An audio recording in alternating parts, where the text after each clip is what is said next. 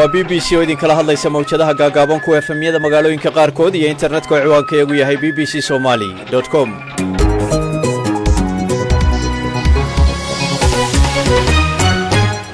duur wanaagsan idilkiin baa khiyaartana dhegaysatay waa axad 3 abriil saacadda Afrikada Barina haatan waxay tilmaamaysaa 2 gowa wararkan idaacaddan duhurnimo idinku haynana waxaa ka mid ah xildhibaanada koonfur galbeed qaarkood oo shahaadadii xildhibaannimo ka gudoomay guddiga doorashooyinka Soomaaliya wararkii ugu dambeeyay xaaladda suuqa Waaheen ee Hargeysa ku gubtay ra'iisul wasaaraha Pakistan oo ka badbaaday cod kalsooni kala noqosho waxay uga dhigan tahay arrintaasi Imraan Khan waxay ka dhigan tahay guul siyaasadeed oo soo hooyatay xisbiga PTI-ga ee uu hogaamiyo Prime Minister Imraan Khan midda kale markii lagu dhawaaqay in uu yahay sharci darro waxa cadaatay markiiba in ay gacmo shisheeye ku jiraan oo aanay ahayn arrin ka soo gooday dadka Pakistaanta dagaalkii Ukraine iyo wararkii ugu dambeeyay wararkii ciyaaraha inta dheer soo saaraha barnaamijku waa Maxamed Cabdiraxmaan oo Axmed Nagaashiin oo aan idin la socodsiinaya Ramadaan Kariim saaxiibayaal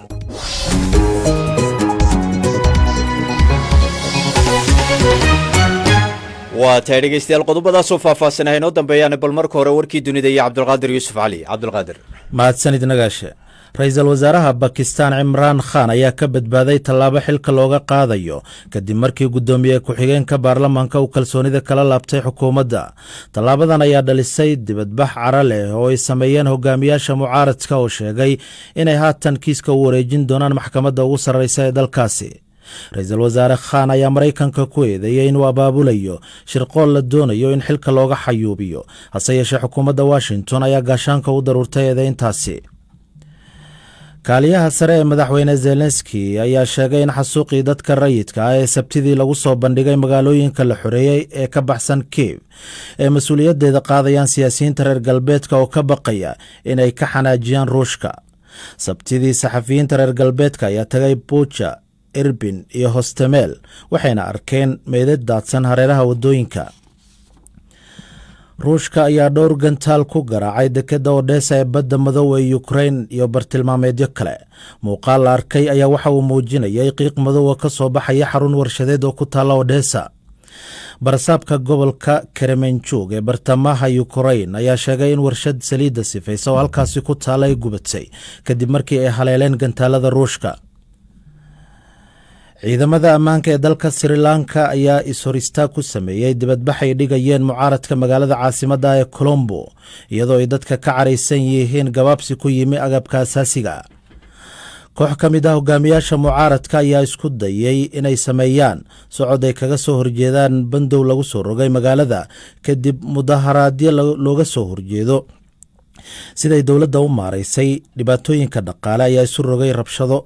waxaan wararka sheegayaan in ka badan 600 oo qof xabsiga loo taxaabay hogaamiyaha ugu sarreeya ee Talibanka Afghanistan Haybatullah Akhundzada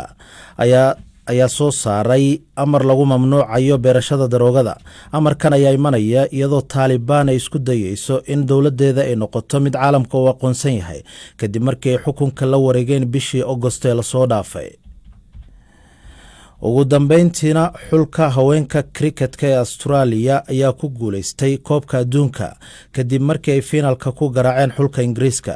ciyaarta ayaa ka dhacday magaalada Wellington ee dalka New Zealand warkii duhurnimada waa nageynta Axmed Nagaash aad iyo aad buu mahadsan yahay Cabdulqaadir Yuusuf Cali oo warkii duhurnimada inoo marinayay ayuu kaasi hayay dhageystayaal u diyaar garooba qaybaha kale ee barnaamijka waata dhegeystayaal aynu ku bilownay iyadoo maalintii labaad ay Muqdisho ka socoto shahaadasiinta xildhibaanada cusub ee ka mid noqonaya baarlamaanka Soomaaliya ayaa waxa markii ugu horeysay maanta shahaadada xildhibaannimo ka qaatay guddiga hirgelinta doorashooyinka heer federaal xubno laga soo doortay maamulka koonfur galbeed ayaa hore ugu baaqay xildhibaanada laga soo doortay deegaanadiisa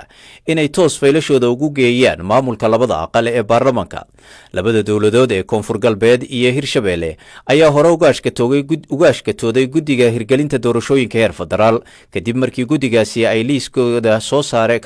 ka saareen aan idhaahdee oo ay ka reebeen xildhibaano laga soo doortay deegaanada labadaas dowlad goboleed wariyaha BBC-da ee Muqdisho Ibrahim Maxamed Aadan oo haatan toos ugu jira khadka Lucy Life ayaa inooga waramaya wararkii ugu dambeeyay khilaafka wali ka taagan doorashada Soomaaliya iyo xubnaha koreer koonfur galbeed ee maanta qaatay shahaadada xildhibaannimada Ibrahim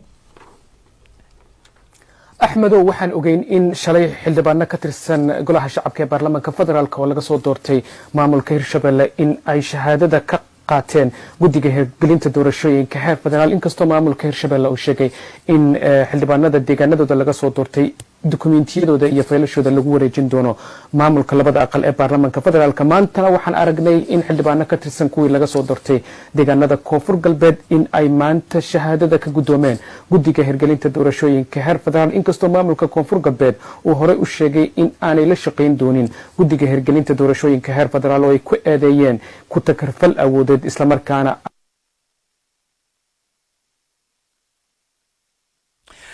waa tahay ibraahim waa cilada waan idinka raali gelinaynaa dhegaystayaal ibraahim khadka haatan uu ku soo noqday ibraahim bal hadda faahfaahintii inoo sii wad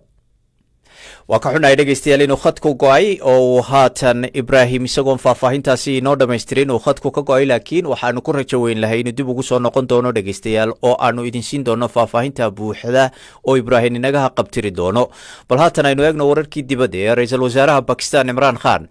ayaa ka badbaaday cod kalsoonidii kala noqosho ah oo awoodda lagaga xayuubinayey hase yeeshee guddoomiye ku-xigeenka baarlamanka oo fadhigaasi guddoominaya ayaa ku sheegay sharci darro go-aankaas ayaa waxaa ka dhashay mudaharaadyo ay dhigayaan xisbiyada mucaaradka oo sheegay inay haatan dacwad u gudbinayaan maxkamadda ugu sarraysa dalkaasi bakistan cimraan khan ayaa ku sheegay arrintaasi shirqool maraykanku uu wado hase yeeshee washington way ku gacan saydhay eeddaasi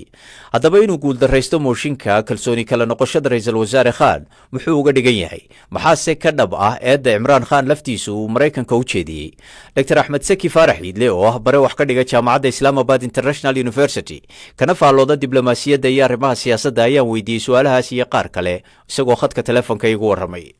walaal waxay ka dhigan tahay guul siyaasadeed oo usoo hoyatay xisbiga b t i-ga ee uu hogaamiyo prime minister cimraan khan midda kale markii lagu dhawaaqay in uu yahay sharci darro oo sharciga baalmarsan yahay waxa caddaatay markiiba in ay gacmo shisheeye ku jiraan oo aanay ahayn arrin ka soo gooday dadka bakistaanta gacmaha shisheeye ee lagu tuhmayey arrintaasi waxaa loo aanaynayaa in ra-iisul wasaare cimraan khan uu diiday inuu cambaareeyo dagaalkii ruushka ee ukrain marar hore inuu dhaliilay siyaasadda waxaan lagu sheego argagixisa la dirirka ee maraykanka iyo reer galbeedka markaa ma la odhan karayaa cimraan khan qudhiisa ayaa reer galbeedkii ay isku dhaceen oo u beegsanayaan inuu bakistan xaggii bariga u jeediyey mushkiladda jirta waxa weeye wadamadan reer galbeedka gaar ahaan maraykanka iyo yurubta hogaamiyeyaasha ee kasoo jeeda wadamada soo koraya sida bakistan oo kale iyo indiya oo kale iyo wadamadan afrikaanka oo kale si yaroo fudud ayay u kontrooli karaan dadkaasi hantidoodii oo qurbaha taalla ayaa la kontroolaya oo loo diidayaa ama fraisin lagu samaynaya haddii ay kasoo horjeestaan reer galbeedka cimraan khan arrintaasi xor buu ka yahay hantidiisu qurbaha ma taalo reer galbeedkana oo ma sujuudo sidoo kalena ra'yigiisa ku salaysan siyaasadiisa arrimaha dibadda waa mid aanay saamayn ku lahayn dowlad foreign ah oo inta badan ku salaysan danta dalkiisa iyo danta xisbigiisa ku salaysan cimraan khan markii uu ololaha ku jiray shacabka bakistan aad bay u taageersanaayeen oo taageero badan buu ka haystay waxaa kaloo la sheegaa inay militariga dalka ay isku fiicnaayeen uu taageero ka haystay ma laga yaabaa markaa iminka inay dhab tahay inay militarigii iyo cimraan ay isku xumaadeen oo militariga iyo reer galbeedkuna ay isku wanaagsan yihiin marka ay dhibtu halkaa ka timid horta marka laga yimaado israel iyo egypt ayaa lacagta ugu badan ee foreign aidka ay siiyaan maraykanka waddanka saddexaad ee foreign aidka ugu badan maraykanka ka helaa waa bakistan oo weliba qaybta ciidamada bakistan ah marka ciidamada bakistan waa ciidanka keliya ee alliska la ah nato oo inta badan operationada neto way ka qayb qaataan iyaga oo ah neto ally marka arrintan waxay culays ku noqonaysaa dakhligii iyo dhaqdhaqaaqii ciidamada militariga ee bakistan banaysa haddii cimraan khan uu kasoo horjeesto siyaasadda maraykanka arrintaasi waxay cabsi gelisay madaxdii bakistan ee dhinaca ciidanka khilaaf noocaasi mar horeba wuu jiray laakiin cimraan khan marka horeba wuu diiday maraykanka haddii aanu saaxiibtinimo ka helayn maraykanka wuu diiday inuu maraykanka indhala-aan u taageero arrintaasi markii koowaad ay dhacday maaha markii labaad ay dhacday maaha xataa isaga oo public t v-ga kala hadlaya ayuu yihi maraykanka looma ogolo ciidamadiisu inay saldhig military ka furtaan dalka bakistan marnaba looma ogola marka arrintaasina maraykanka oo xoogaa isbidayay awood badan oo wadamada soo koraya uu inta badan ugu hanjabo directly iyo indirectlyba ugu hanjabo waxay ku noqotay dhaawac cusub oo siyaasadeed bay ku noqotay ciidamadii militariguna waxay isleeyihin ama dhaqaalihii badnaaad maraykanka ka helayseen hoos loo dhigaa isna wuxuu leeyahay waxa inagu filan waxa dalkeena aan ka helno iyo waxa dadkeena aan ka helno mar haddee xaaladdu iminka sidaa tahay bakistanna aynu ognahay inay tahay quwad nukliyera oo gobolka ka jirta iyo dunidaba suurtagal ma tahay marka in ay si buuxda ugu wareegto oo ay gacansaar intii hore ka badan la yeelato waddamada shiinaha iyo ruushka iyo iiraan oo ay jaar yihiinba? horta isxulafaysigan ku salaysan reer galbeed kasoo horjeedku bakistan aada loogama soo dhaweeyo. bakistan waa wadan aada ugu dhuun daloola, ugu dhow siyaasad ahaan iyo dhaqaale ahaanba ku tiirsan wadamada reer galbeed, hore oogama maarmi karaan. laakiin inay helaan hogaamiye madax bannaan oo aan loo yeedhin karin ayaa noqotay wax mucjizo ah oo macnaha culays badan ay kala kulmeen dhanka siyaasadda arrimaha dibadda. marka haddii Cimraan Khan oo hadda baarlamaankii maanta kasoo baxay hawshaas waxay siinaysaa in doorasho publica la galo, dowladdiisu marka hadday mar labaad awoodda kusoo noqoto oo ay dowladda keliya ee ka taliso iyadoo aan isbahaysi u baahnayn ay noqoto, waxay noqonaysaa 5 sano ee soo socota inay noqoto dowladda Cimraan Khan hogaaminayo dowlad madax bannaan oo ciday doontana saaxiib ka dhigan karta, ciday doontana cadow ka dhigan karta. Dr. Axmed Saki Faarax Iidle oo khadka telefoonka igu warramayay ayuu kaasi ahaa. war degdeg oo haatan soo dhacayna dhegeystayaal waxau sheegayaa in madaxweynaha dalka Bakistan oo fulinaya codsi uga yimid ra'iisul wasaare Cimraan Khan uu haatan kala diray golihii baarlamaanka ee dalkaasi oo la qaban doono doorasho degdeg oo baarlamaan. waa tahay dhegeystayaal halkaad weli nagala socotaana waa laanta af Soomaaliga ee BBC de bal haatanna Ibraahim Maxamed Aadan ayaa khadka ku soo noqday. Ibraahim, bal hadda faahfaahintii halkaa nooga sii wad. axmedow 77 xildhibaan ee koonfur galbeed ka soo gelaya baarlamaanka federaalka ayaa horey loogu baaqay in aanay shahaadooyinkooda u geynin ama aanay shahaadooyinkooda ka qaadan guddiga doorashooyinka heer federaal, iyadoo maamulka koonfur galbeed uu ku eedeeyay guddigaasi ku takrifil awoodeed kadib markii liiskii ay soo saareen habeennimadii jimcaha laga saaray xildhibaano laga soo doortay koonfur galbeed. laakiin saaka xildhibaano ka tirsan kuwii ka soo galay baarlamaanka koonfur galbeed ayaa shahaadada qaatay. ilaa 3 xildhibaan ayaa ilaa hadda ka qaatay guddiga doorashooyinka heer federaal, waxaana u dambeeyay xildhibaan Cabdilaahi Aadan Axmed, waxaa ka sii horeeyay xildhibaan Shariif Cabdallah, iyadoo saaka arootina xildhibaankii ugu horeeyay ee qaatay shahaadada guddiga FIT ee ka soo galaya baarlamaanka federaalka koonfur galbeed uu noqday gudoomiyihii hore ee golaha shacabka ee baarlamaanka federaalka Sheekh Aadan Maxamed Nuur Sheekh Aadan Madoobe. Sheekh Aadan Madoobe ayaa ku booriyay xildhibaanada kale ee baarlamaanka federaalka ka soo galaya deegaanada koonfur galbeed in ay shahaadada qaataan si buu yiri dalka looga saaro mushkiladda oo hadda ku dhex jiro. aniga maanta nimid safaran ku maqnaa, waxaan ogaaday markaan nimid guddiga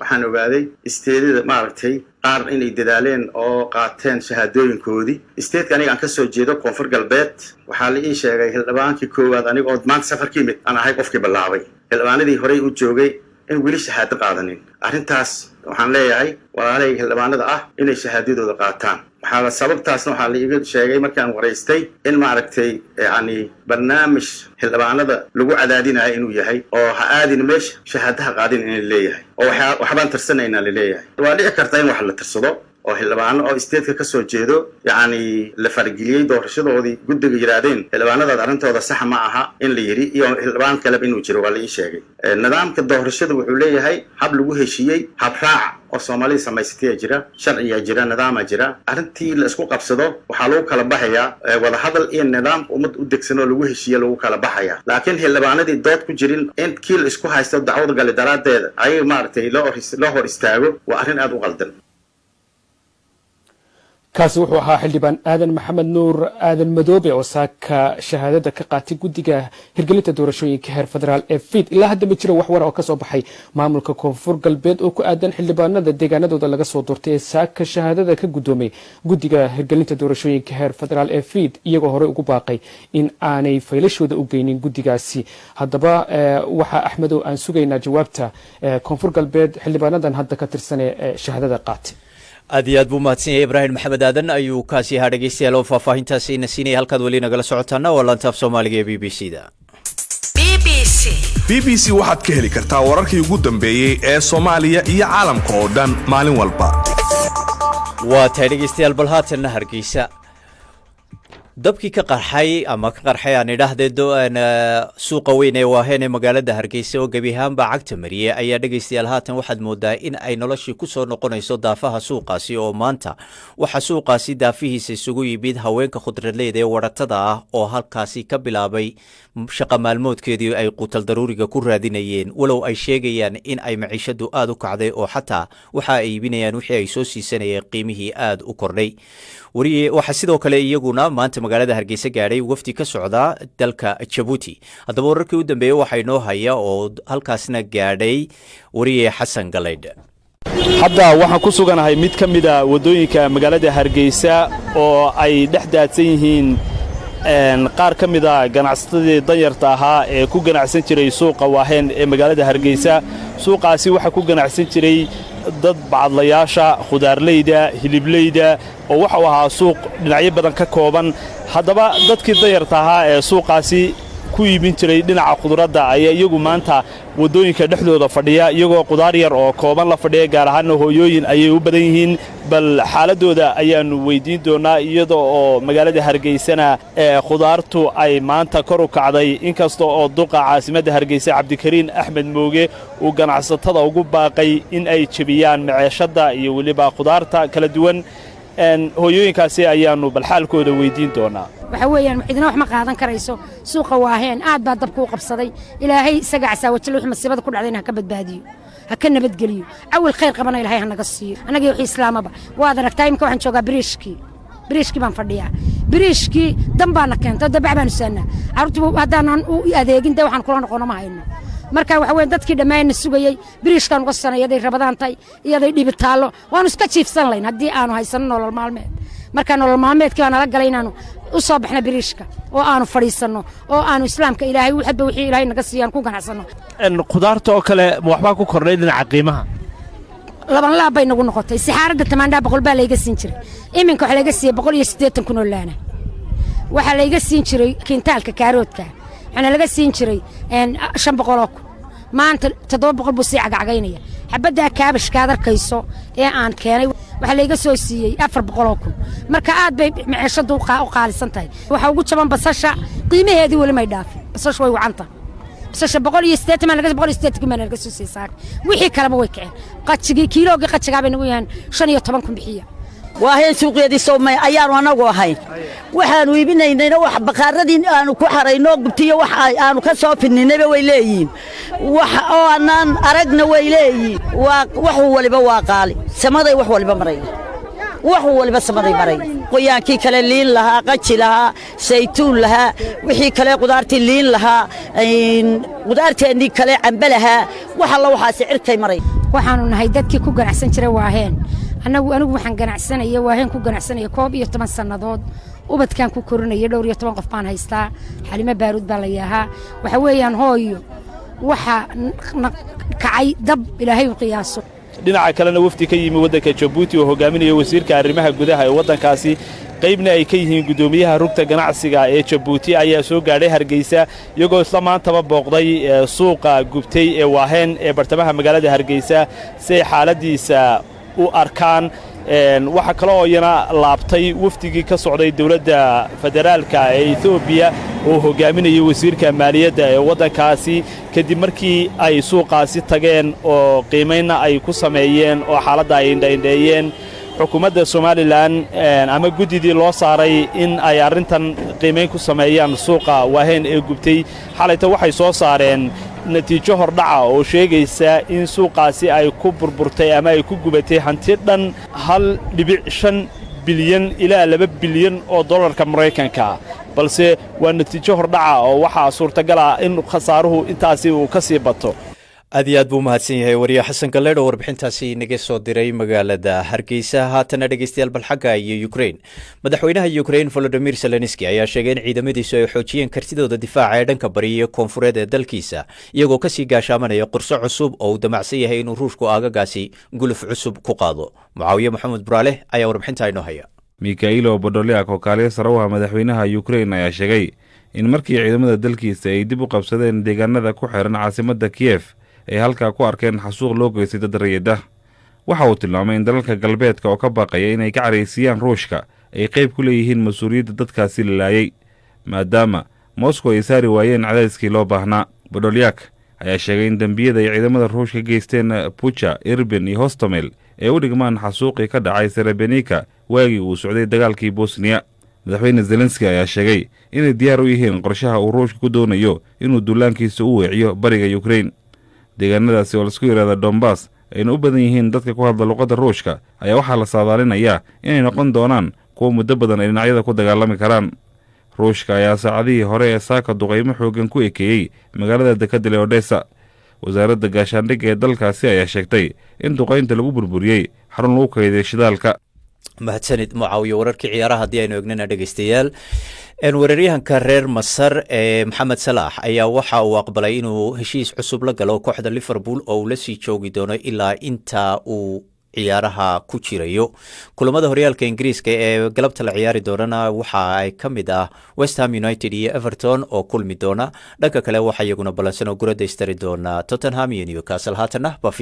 baafinta maanta waxaa stuudiya b b c da nairobi si toosa idinkaga soo tabinaya anigoo ah jamaal axmed abdiraxmaan iyo fartun ismaaciil. fartun. mahadsanid jamaal. baafinta ugu horeysa ee maanta waxay naga soo gaartay saciid maxamuud cali oo jooga qardho. waxa uu baafinayaa bushaaro maxamuud cali. waxa uu wardambeysay iyadoo ku sugan dalka faransiiska sanadii 2003. haddaba haddii ayna maqlayso bushaaro maxamuud cali ama ay jirta cid garanaysa, fadlan warkeeda hala gaarsiiye saciid maxamuud cali iyadoo wixii waraa loo sii marsiin karo xafiiska baafinta bisha cas ay ku leedahay qardho. bashiir saciid cumar oo jooga qardho waxa uu baafinayaa xaawo saciid cumar oo ugu wardambeysay sanadii 2019. haddaba haddayna maqlayso xaawo saciid cumar ama jirto cid garanayso, fadlan warkeeda hala gaarsiiyo bashiir saciid cumar iyadoo wixii waraa loo sii marin karo xafiiska baafinta bisha cas ay ku leedahay qardho. felis cismaan jaamac oo joogta qardho waxa ay baafinaysaa leyle cismaan jaamac. waxa uu wardambeysay iyadoo ku sugan dalka yemen sanadii 2005. haddaba haddii ayna maqlayso leyle cismaan jaamac ama ay jirta cid garanaysa, fadlan warkeeda hala gaarsiiyo felis cismaan jaamac iyadoo wixii waraa loo sii marsiin karo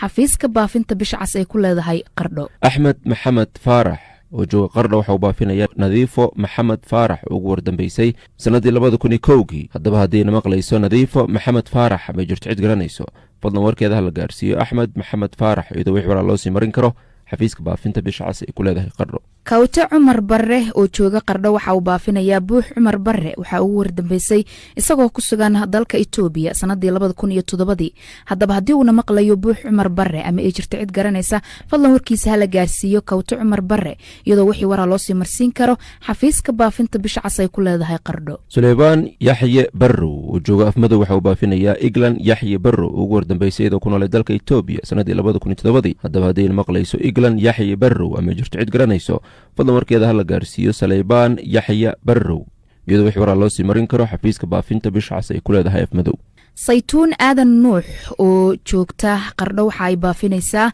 saalim aadan nuux. waxa uu wardambeysay isagoo ku sugan dalka yemen sanadii 2008. haddaba haddii uuna maqlayo saalim aadan nuux ama ay jirta cid garanaysa, fadlan warkiisa hala gaarsiiyo saytuun aadan nuux iyadoo wixii waraa loo sii marsiin karo xafiiska baafinta bisha cas ay ku leedahay qardho. faadamo qorane xaaji oo joogta afmadow waxay baafinaysaa cabdiyare qorane xaaji oo ugu wardambeysay isagoo ku noolaa dalka yemen sanadii 2020. haddaba haddii uuna maqlayo cabdiyare qorane xaaji ama ay jirto cid garanayso, fadlan warkiisa hala gaarsiiyo faatumo qorane xaaji iyadoo wixii waraa loo sii marin karo xafiiska baafinta bisha cas ay ku leedahay afmadow. kamaal jaamac cumar oo jooga qardho waxa uu baafinayaa bashiir jaamac cumar. waxa ugu wardambeysay isagoo ku sugan dalka yemen sanadii 2010. haddaba haddii uuna maqlayo bashiir jaamac cumar ama ay jirta cid garanaysa, fadlan warkiisa hala gaarsiiye kamaal jaamac cumar iyadoo wixii waraa loo sii marsiin karo xafiiska baafinta bisha cas ay ku leedahay qardho. cabdinuur macalim yuusuf waxa uu baafinayaa hodan macalim yuusuf oo ugu wardambeysay iyadoo ku noolay dalka Itoobiya sanadii 2019.